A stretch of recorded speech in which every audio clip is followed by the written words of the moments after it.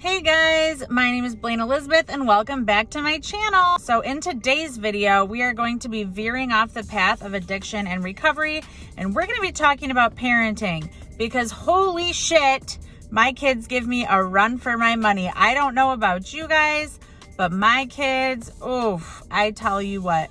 So last night, Elizabeth has been requesting to have an Alexa in her room, which, okay, cool, fine. I know she likes to listen to music. She likes to be independent, mind you. She is 4 years old. She's like, Mom, I really want an Alexa in my room. I'm like, okay, girl, that's fine. Let me set it up for you because I have those little Amazon Echo or those little dots and that I haven't been using them. So, okay, what's the harm in letting her use one?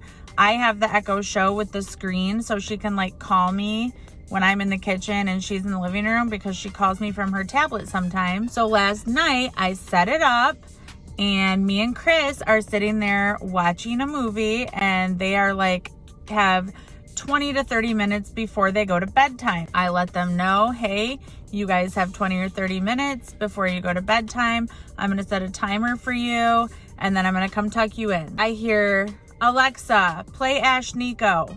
Okay, cool. I know Ash Nico's not super appropriate for a 4-year-old, but she loves Ash Nico. Then I hear the Alexa phone ring. I'm like, who in the heck is she calling? So I go in there and Chris is with me and we're like, Elizabeth, please don't make phone calls on your Alexa because we don't know who you're calling. We can't monitor who you're calling. Please don't make phone calls unless you ask permission first.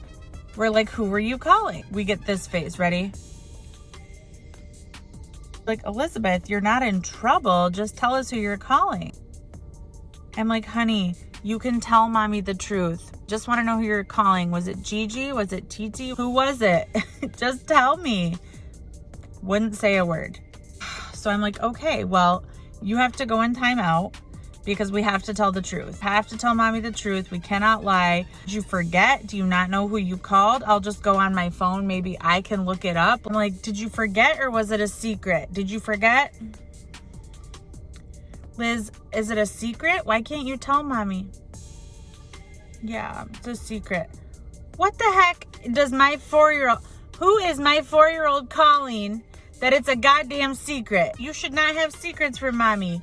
Honey, you're 4. Also, in the grand scheme of life, this is a very small issue, right? This is small. However, in the future, there's going to be big issues that you're going to need to come to me and tell me the truth about. You can't tell me the truth about this small ass thing. How are we going to tackle big issues like when you're a teenager? You have to tell mommy the truth. On top of that, being a person in recovery, you guys, I know that in order to heal and grow and like live a full, healthy life, I have to be honest. I have to be an honest person. I cannot lie. Liz, gotta be honest. Gotta tell mommy, who did you call? I can't tell you. I'm like, okay, well, gotta go night-night then. Now it's time for bed and we've exhausted all of our issues. This little girl sat in her room and screamed her goddamn head off for 2 hours. I shit you not. Screamed. Mommy, I need you. Just saying everything in her power to get my stomach turning. You know when you're a mom and you have to discipline your child and it's so hard to do because you just want to fix it and make it better? Well, honey, baby boo-boo, I can't fix it and make it better if you're not gonna be truthful. And you're 4. You have got to tell mommy the truth. So I ride this thing out. Me and Chris start watching a movie. I go tell my son, Harry, it's time for bed. You know, you got to put on a meditation, whatever. I stay out of Elizabeth's room. I let Chris handle it. Chris tells her, you got to go to bed. Good night. He gives her one last chance. You ready to tell the truth? Nope. She's not. All right, shut the door, put on a meditation, come out of the room. Me and Chris start watching a movie. We can't even watch the damn movie. We just hear, Mommy!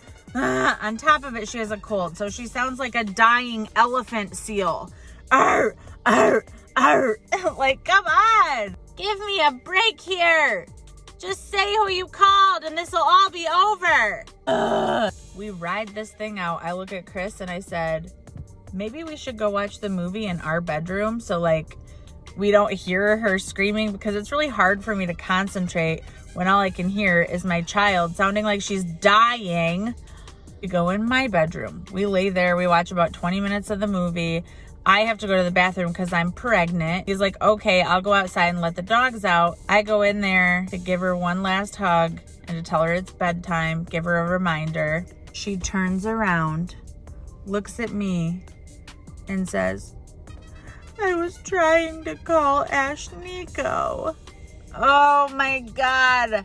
I was like so proud of her in that moment, but also like, why is that such a big deal? Why did you have to go the last 2 hours and make this power struggle the struggle of our fucking lives? Yeah, she was trying to call Nico. Nico, that's who it was. Mind blown. Trying to call Nico. And you know, I knew she wasn't calling a real person. I didn't know who she called. I needed that information from her. She finally broke after 2 hours. Why does my 4-year-old have the will of a grown full-ass man? My mom could crack me in an instant. Be like, tell me the truth. And I'd be like, okay, all right, this is what happened. Like I wouldn't, especially at 4 years old, I was bending to her every will. Like I was a people pleaser 100% to the max. This little girl, she's got the will of steel. I swear to God. She is going to give me a run for my money, and she's a Taurus. I love her so much. She is the cutest little girl I've ever seen. She's adorable. She's a sweetheart most of the time. But when she wants to go toe to toe with you on something, boy, I tell you what, her will almost beats mine. I'm so grateful that I have Chris to support me with that kind of shit, because sitting there listening to her gut-wrenching screams for so long, it makes you want to give in. That's my story time about my recent power struggle with my 4-year-old. If you have any stories like this, let me know. On top of that, Harrison was also self-sabotaging and giving me a power struggle, but we're not going to even go into his today. I'll save that for another time. If you like my parenting stories, make sure to leave a like, comment, and subscribe, and I will see you next time. Bye!